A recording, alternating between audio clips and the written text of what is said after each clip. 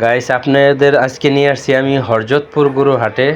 যে হাটটি আমাদের একবার অতি নিকটে, মানে আমাদের বাসা থেকে আপনার 3 কিলোমিটার দূর। মানে এটাই আমাদের মানে বৃহত্তম গরুর হাট। আজকে প্রথম আমি গরুর হাটে যাচ্ছি। তো গরু কেনার উদ্দেশ্য না, উদ্দেশ্য হচ্ছে আপনার মানে দেখার জন্য যে কি বাজারটা চলছে বা কি আসয় বিষয় এইগুলি দেখানোর জন্য। শুরুতে আপনি যে ঢুকতাছি, এই যে দেখেন এইখানে আপনার আছে হইলো ওই যে হাটের শুরুতে যেইগুলি আছে, মনে করেন এই যে কাঁচামাল আছে, কিছু ছাগল আছে, এই লোহা লক্ষণের জিনিস, ওই ঘাস কাটার মেশিনও আছে এই জায়গায়, এইগুলি। তো শুরুতে ঢুকতাছি এখন হাটে, দেখি কিন্তু কোনো দাম দর জানাবো না আপনাদের আজকে। মানে হাটটা বাস দেখবেন এবং আমি একটুখানি ঘুরে গেলে দেখবো, সেই উদ্দেশ্যে যাওয়া।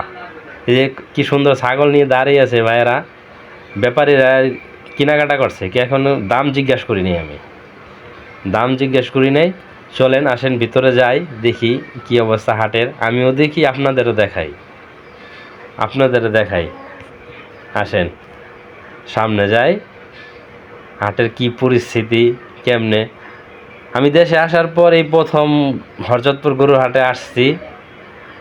এই যে একটা ভাই গরু কিনে আনছে, বাইরে জিজ্ঞাসা করছিলাম ভাই এই গরুটা কত, ভাই বলে যে ভাই 52,000 টাকাতে আনছি গরুটা। তো 52,000 টাকা আমার কাছে বেশি মনে হচ্ছে যে 52,000 টাকা এই গরুটা। তারপরে এখন বাজার কিরকম জানি না, ভিতরে গেলে আর কি বোঝা যাবে যে বাজারটা কিরকম, আসলে কি বাজার বেশি না কম। তো এই ঢুকতাছি বাজারে, চলেন দেখি আপনাদের দেখাই। এই বাম সাইডে আছে আপনার কাউন্টার, একটা হাসিল কাউন্টার বাম সাইডে। এখন হাটের ভিতরে ঢুকতাছি আমি।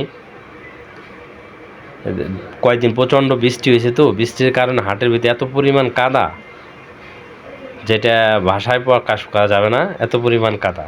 আর স্বাভাবিক গরুর হাটে একটু বৃষ্টি হলে কাদা এমনি একটুখানি বেশি হয়, কারণ গরুর পাড়া, মানুষের পাড়া এইগুলি।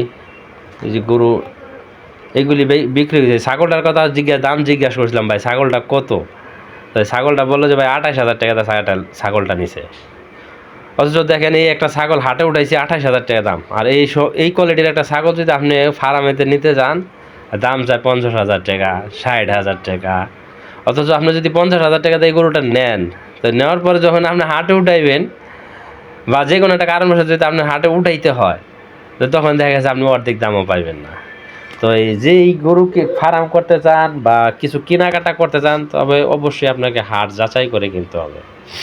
কেননা হাট যাচাই না করলে আপনি মনে করেন ওই জিনিসগুলি আপনি অ্যাকুরেট দাম পাবেন না।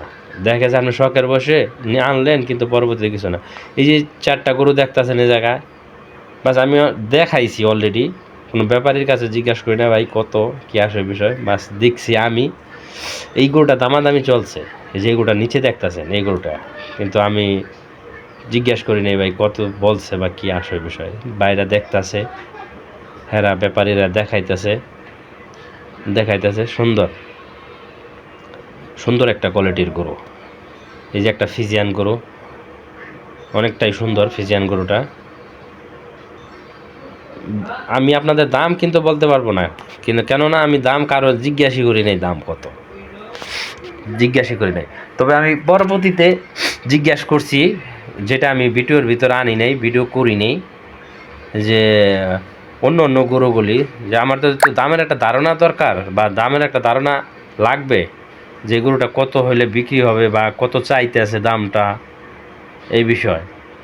তো পরবর্তীতে কয়েকটা গরুর ভিডিও দাম জিজ্ঞাসা করছি, জানছি, তাতে একটা মানে স্বাভাবিক একটা ধারণা পাইছি আর কি।